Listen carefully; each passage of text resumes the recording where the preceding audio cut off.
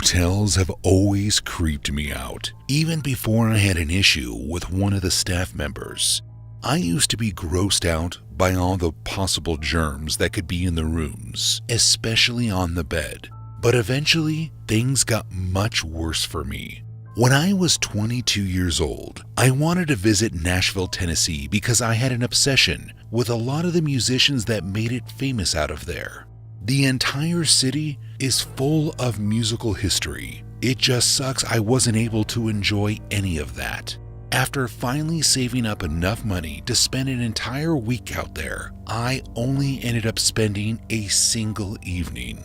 I took a plane from Oregon to Nashville, and by the time I landed, it was already 6 p.m. and I was beat. So I planned to just check into my hotel and get a good night's sleep. Then the following day, I was going to meet up with an old family friend that lived just an hour away from the city. She was going to meet me at a restaurant for breakfast, and then we were going to check out the city. It was going to be awesome, so I couldn't have been more excited to get to my hotel and get some sleep. I took an Uber to my hotel, and when I got there, I thought it was really nice. I'd never stayed in a hotel by myself before, so I was happy it didn't look shady. But, as they say, you can never judge a book by its cover. I went inside and walked up to the check-in desk, and behind the counter was a man who looked like he was a few years older than me. I got his attention, and when he looked up at me, it was like he forgot what he was supposed to be doing. He just stared at me without saying a word. After a second of standing there awkwardly, I introduced myself and informed him that I booked a room and was trying to check in. It was like he snapped out of a trance after I began speaking to him. He looked right down at his computer and typed in a few things before pulling out a key card and activating it. He slid it across the counter to me and said, "Enjoy your stay, ma'am." I thought it was weird that he didn't ask me for my ID, but I figured they mustn't have been busy or that he simply wasn't concerned about doing his job properly. So I took the key and began making my way up to my room. But as I walked over to the elevator, I couldn't help but feel like someone was staring at me. I didn't turn to see who it was, but something in the back of my head said that it was that man at the front desk. I made it to my room, and by that time, I had shaken off the strange feeling that I had gotten from him. So I was just happy to see that my room looked clean and relatively nice for what I had spent on it. I locked the door behind me and began getting settled. And after a microwave meal and about an hour of watching TV, I was too tired to stay awake any longer and ended up falling asleep around 8:30.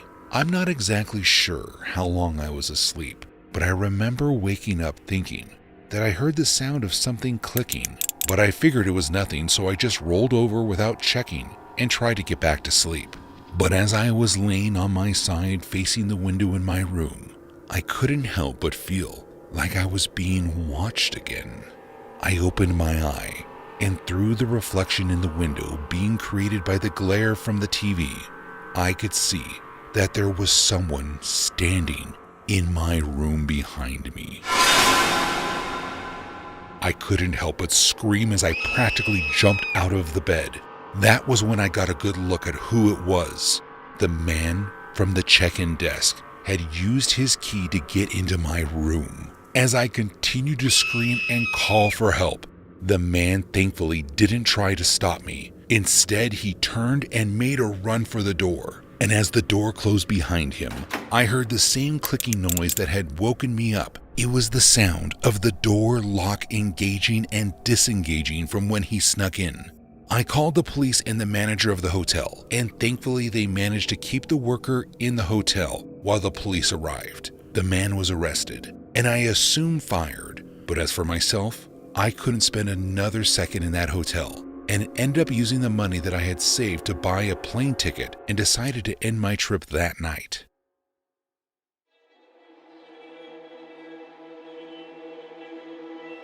Back when I used to work in the hospitality business, one of the best jobs I ever had was being a housekeeper at a hotel in my city. And I know that might sound a little odd, but it was a really easy job for the most part. For the most part, my worst case scenario was a trashed room, but they gave us gloves, so it really wasn't too bad. There was one instance though that was well out of my job description that I most likely never be able to forget. It was during my last year working at the hotel. I was going about my usual job, which mainly included walking from room to room with my cart and making sure that everything was ready for the new guest to arrive. An empty room got checked, and any room that needed cleaning got taken care of. And in no time at all, I was on my first 15-minute break of the shift as I made my way down to the manager's desk to let her know that I was taking my break. I remember walking past a room that was particularly loud, and I remember thinking to myself that it wouldn't be long before security got to tell them to keep things quiet. But after that, I forgot about that room entirely and proceeded to go on my break. I spoke to my manager, and she just sort of brushed it off and told me to go on my break, and then got back to what she was doing. She looked particularly busy, so I decided not to bother her any more than I needed to.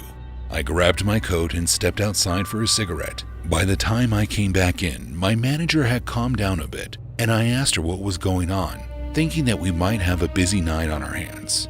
But it wasn't anything like that. Ben, the night shift guard, had called out, and she was looking for someone to cover for him. I told her to try to call Michael, and that he would probably be available, and then I went back to my shift.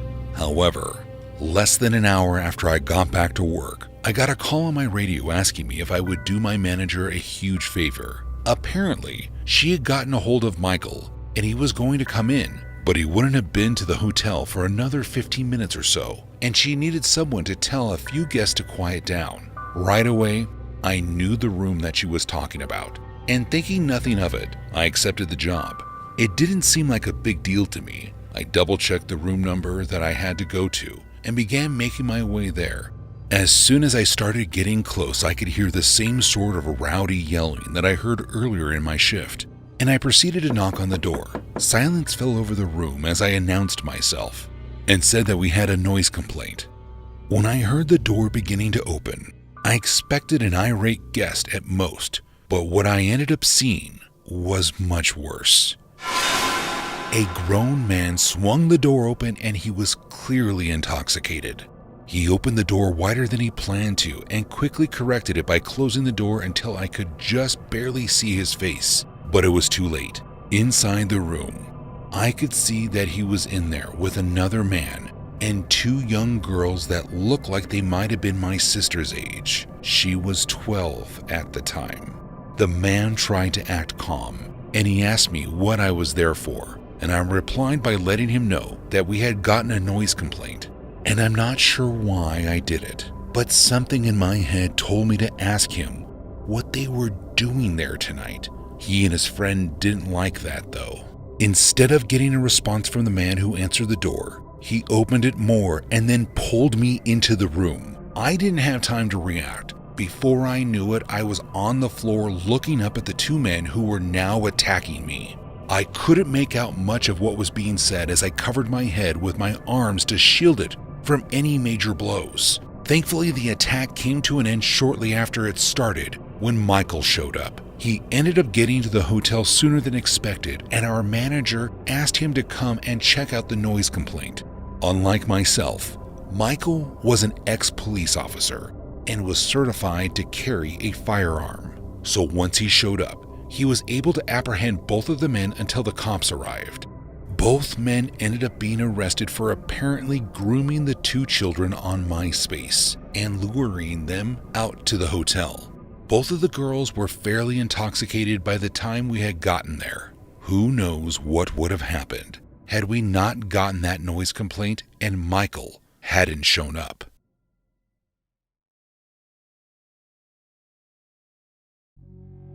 Vacations are supposed to be peaceful and relaxing, but as you know by now, things don't always go as planned.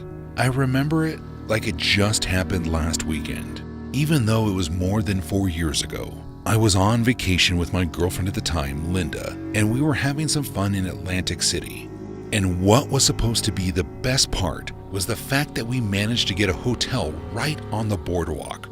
However, when we got there, we saw that the place was packed. I went up to the front desk and signed in, and after about 20 minutes of waiting, the woman at the desk finally gave us our room keys. Our room had a view of the water and was on the 5th floor of the hotel, and when we first got there, It was everything that we hoped it would be. That was until we noticed that there was a door that we couldn't open, and then were told by a worker that it was actually a door to the adjoining room. And at first, it honestly wasn't that big of a deal. As far as we knew, there was no one occupying the room next to ours, so we shouldn't have had any issues with annoying neighbors. Sadly, things were much more traumatizing than that. The first afternoon that we were in Atlantic City was a lot of fun, and the food that we tried out was delicious. But when we got back to our hotel room, we noticed that things had been slightly moved around, and we wondered what it could have been. I called down to the front desk and asked them if anyone had been in our room because I don't mind room service, but I didn't like the fact that our bags had been opened up and seemed to have been searched through. The person at the front desk assured us that none of the staff had been in our room, and I immediately grew concerned.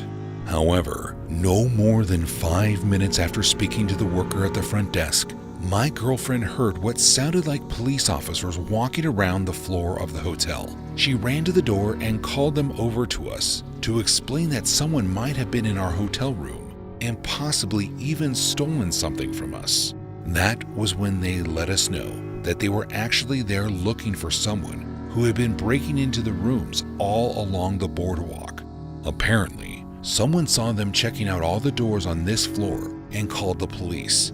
This information made us uncomfortable, but after the police did a walkthrough of our room and assured us that we were safe, we both managed to calm down and just hoped that the officers found them sooner rather than later.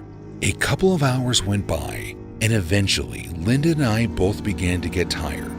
The two of us decided to call it a night and get ready for the next day, but when we turned off the lights in the room followed by the TV, we both heard something that we thought was weird. It sounded like someone was walking around in the room next to ours. And that was when I remembered that there was a room attached to ours. I looked over to the door that connected the two rooms, and even though it was still shut, I noticed that there was a small rug in front of the door that looked like it was slightly bunched up. I looked over to Linda and whispered that we need to be quiet and that I think that someone was in the room next to ours, which again would have been normal, except for the fact that we were told the room next to ours would be vacant. We both stayed as quiet as we could and continued to listen to see if we were just freaking ourselves out or not. But when we heard the sound of the bathroom sink running in the room next door, the two of us practically screamed. I whispered to Linda to call the police on her cell phone as quietly as she could, and I began focusing on the door to the room next door to ours. It took about 40 minutes for the police to arrive, but when they finally did, they knocked on the door next to ours and announced themselves. Linda and I thought it was all said and done, but quickly realized we were wrong. When the door that connected our room to the room next to ours flew open, a disheveled-looking man came running through, which caused us both to freak out. We could see that he was in panic, and he looked around frantically. Thankfully, the police ended up hearing us screaming and came rushing into our room to help. They arrested the man and searched the room next door to ours for any of the stolen items, as well as a key card from the front desk that they believe he used to break into the rooms around the hotel. The only silver lining of an otherwise terrifying situation was that the hotel ended up comping our room and upgrading us to a suite on a higher floor for the rest of our stay.